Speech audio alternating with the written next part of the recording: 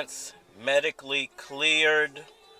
Espinoza says they're still working on the Crawford rematch for this year.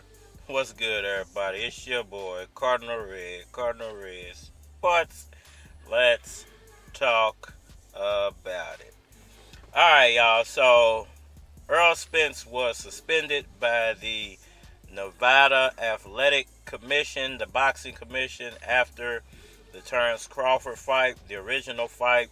And apparently yesterday, I believe, he was medically cleared to fight. The suspension from the Nevada State Athletic Commission relative to Errol Spence has been lifted. And of course, that now makes the way or paves the way for Errol Spence to proceed with the rematch with Terence Crawford. There was a whole bunch of things that were out there relative to Errol Spence in terms of neurological damage and all this other stuff that, in my personal opinion, never made any sense. I thought it was a little bit irresponsible to say that you can diagnose somebody simply by sitting on your couch and watching them on your television. So his suspension has been lifted. I do believe that that was one of the things that they were waiting for as far as the rematch actually happening.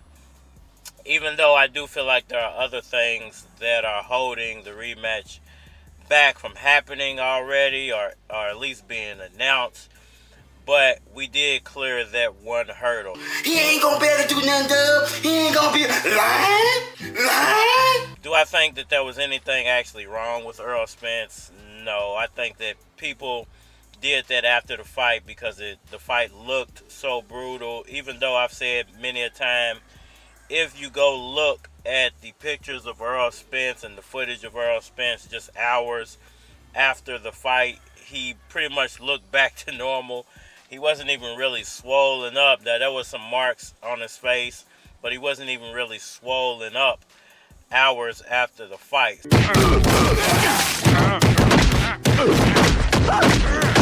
So it looked very bad, during the fight and as the fight was playing out.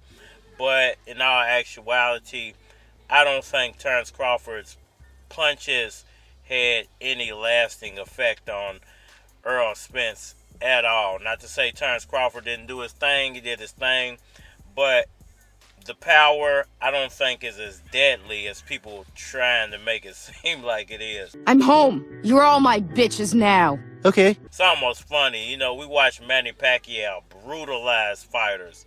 What he did to Miguel Cotto, a lot of people might have thought that was going to impact his career and his life forever, but he fought plenty of fights after that. The same thing about Margarito, completely destroyed Margarito. Margarito then still had a couple of other fights, but then he got caught being illegal, and, his career was pretty much over after that. But sometimes things can look one way, but in reality, they're not as bad as they possibly looked. Now, when it comes to, what Steven Espinoza had to say, he basically said that there's a few issues that they're trying to iron out at the moment, and it's the reason they can't announce the fight. And he was saying that he doesn't want to be forthcoming with information that is being discussed behind the scenes because he doesn't want anything getting messed up in negotiation. But he did give a few nuggets in an article I recently read, and I want to share that with everybody within my little boxing community. First question, who's the biggest, toughest guy in this house? Basically what he said is the holdups are two things. And, this is what I've been trying to get clarity on for a while now because nobody's really been giving up any information on what is the holdup. Why can't they just announce things? We thought that there was a contract and the contract was binding and all of this stuff was just a go. Apparently not. What he basically said was that there were two issues. One of them is weight and the other one is the fight date. They're trying to get the weights correct and they're trying to get the fight date correct. So I think one of those is going to actually dictate the other one. There better be beer in the fridge. When they figure out what the weight is going to be, whether it's 147, 154, then I think that they can go ahead and set a fight date. But until they figure out what weight Terence Crawford is going to accept, the fight at, or what weight that both of these guys can agree on the fight being at, then I think we can get a fight date. But until then, I don't think you're going to see or hear anything about this fight being announced. Now, Stephen Espinoza said that they're still working diligently for the fight to happen this year, hopefully by the end of the year. He didn't say whether it would be December the 1st or December the 30th. He just said that they're still working on this fight taking place this year, and the two issues are weight and fight date. Now, the only thing that could be holding that up as far as weight could be Terence Crawford not accepting the fight. What the hell are you doing in here? What are you doing with that loofah? Don't worry about it. Ah! I should have been worried the whole time! At 154, even though he said, shook hands and stated that he would accept the fight at 154, it was him and his team who backtracked that and said we'll rather have it at 147. Maybe, Showtime, PBC, Earl, they're all getting together to figure out what's in the contract that could push the fight over the line at 154 and not force him to have to go down to 147. But if he does have to go down to 147, I think I got complete confidence in Earl that he can pull it off. So, to me, I haven't heard Earl say anything, so I'm not blaming any of this on Errol Spence. He's been completely silent. Seems like the type of guy who just wants to get it on. So it can only be one place to point the finger at, and that's Terence Bud Crawford.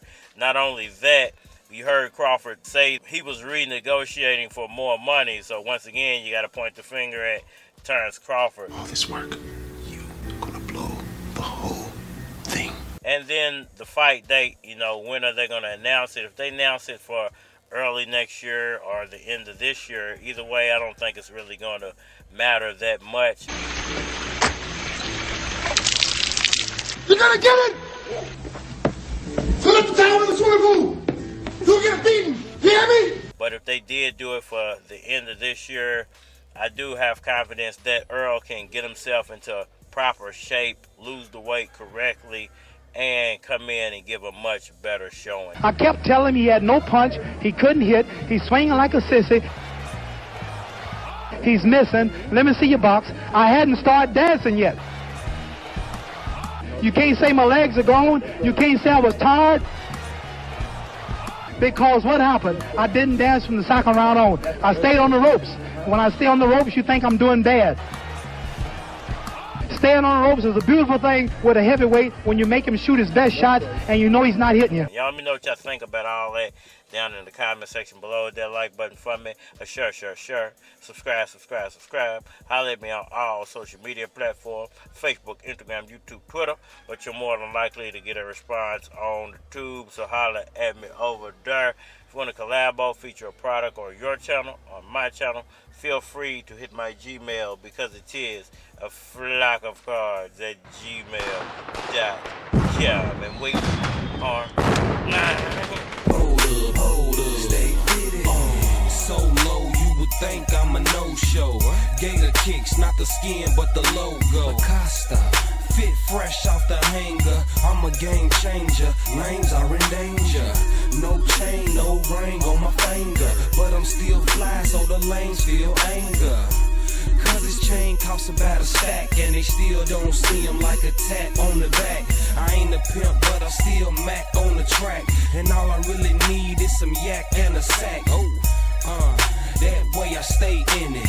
It's your boy Louis Keys, and I stay fitted. Well, you can bet $1 million, you ain't got it like these. You can bet $1 million, you ain't got it like these. I'm looking like $1 million, nice kicks, nice feet. I'm looking like $1 million, nice kicks, nice feet. Hold up, stay fitted. Hold up, stay fitted. Hold up, hold up, stay fitted. Hold up, stay fitted. Hold up, stay fitted. Hold up, stay fitted. You can bet $1 million, you ain't got it like me. I don't give a damn if I'm in the white tee.